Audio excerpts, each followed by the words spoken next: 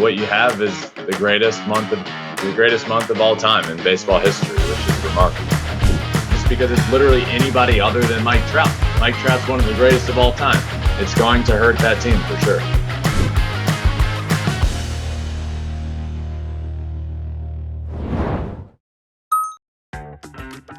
This is the best we've ever seen him offensively. He's locked in on another level right now at the plate, and he's been throwing really well over the last, his last few starts until his last one when he had to come out with the injury. But this is arguably the best we've ever seen Shohei this year, and that's saying something.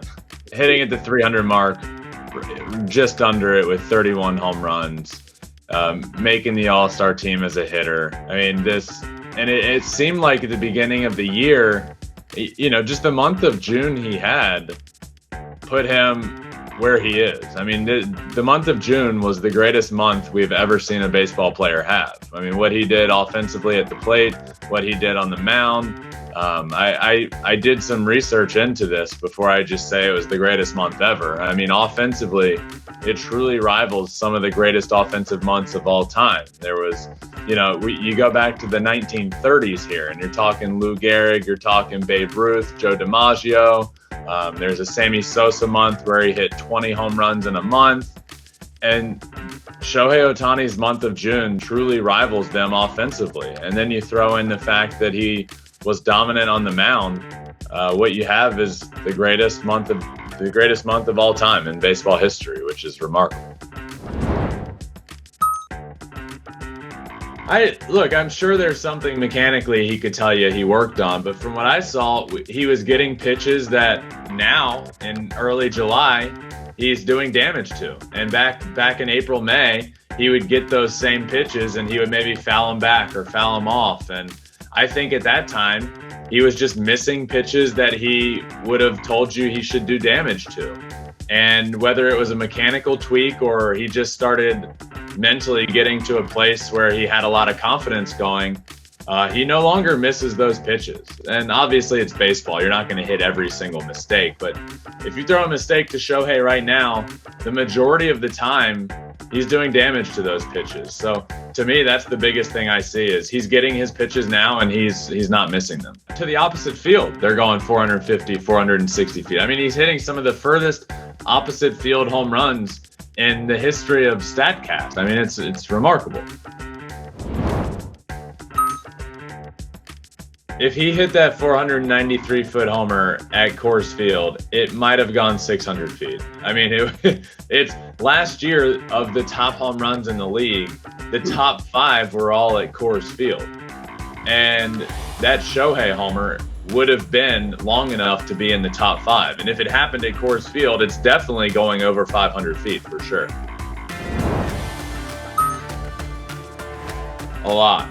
It's a lot different, especially if he had been using that other bat for years. If it's been what he had been using for a long time, it's a big difference. Now, it's a really big difference if you're doing it in the middle of a season. But if if it's something where you worked with it in the off season and spring training, then you're coming into the season pretty comfortable with it. But it is a big change. So if you're struggling, if he was using one bat in April and May and then decided to go to an inch longer bat, that's a pretty drastic change to make mid-season. But as long as you're working with it in the off season and in spring training, and you're going to be a little more comfortable with it during the season. But it is big.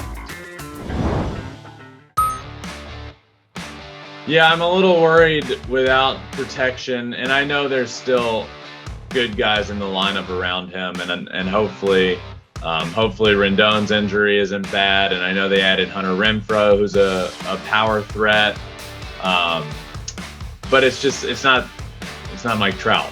Nobody's Mike Trout. So to not have him in that lineup is huge, and hopefully teams don't start more easily pitching around Shohei because they'd rather take their chances with the next guy. It's a really hard decision to make, to say, oh, I'll take my chances with the next guy, when you look over on deck and see that the next guy is Mike Trout. That decision is a little easier not because it's somebody in the Angels lineup, just because it's literally anybody other than Mike Trout. Mike Trout's one of the greatest of all time.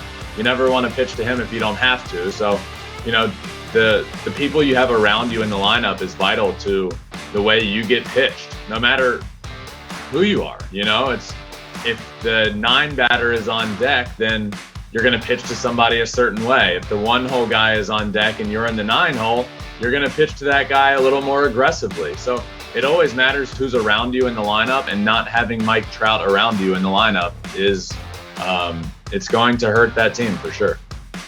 I think what that would do is he'd just walk more. I think that year they started pitching around him a little bit more. They were either intentionally walking him or pitching unintentionally, intentionally walking him, throwing pitches out of the strike zone. And then naturally, just as a human, a competitive human, you get a little antsy, you want to hit. And so he'd swing at things that I think he'd tell you, I shouldn't have swung at that. So how do you handle it now? Well, I think if he learned from that, and if they do pitch him that way, we're gonna see him walk a lot more in the second half. And one thing that will forever stick with me is when I was talking to Shohei, he spoke about how he thinks people that love baseball know who he is now, but one of his goals is for people that might not love the game of baseball to know who he is and to fall in love with the game of baseball. And what I learned over there is that's already become true. I had people travel 3 hours to come say hello and to tell me the story of how much Shohei has changed their lives. He's changed the lives of many people in the nation, and there's something very powerful about that, and I think that's what you learn throughout searching for Shohei. Everybody in Japan will know how good of a baseball player he is, right? It's impossible not to. But I think what you learn throughout this is you learn about his baseball and the process and how he got to where he is, sure, but you also learn about the impact that he has made multiple different nations. Yes, Japan, the United States, but the game of baseball as a whole, the impact he has had is unprecedented.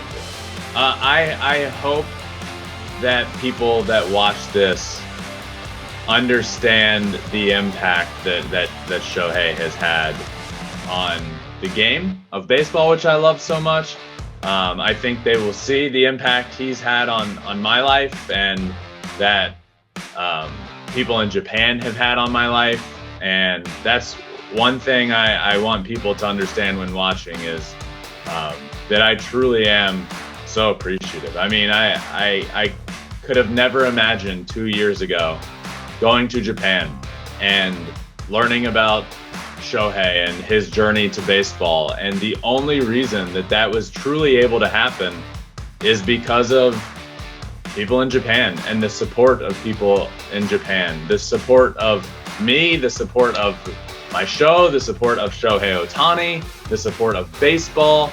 I learned by going over there that nobody loves baseball more than Japan. I mean, it's just, it's incredible. The love and appreciation for the game over there is special. And I hope all of that comes across in this, in searching for Shohei. I hope everyone enjoys it. It's something that changed my life. It's something super special. And I just hope that people can walk away realizing how much of an impact they've made on my life.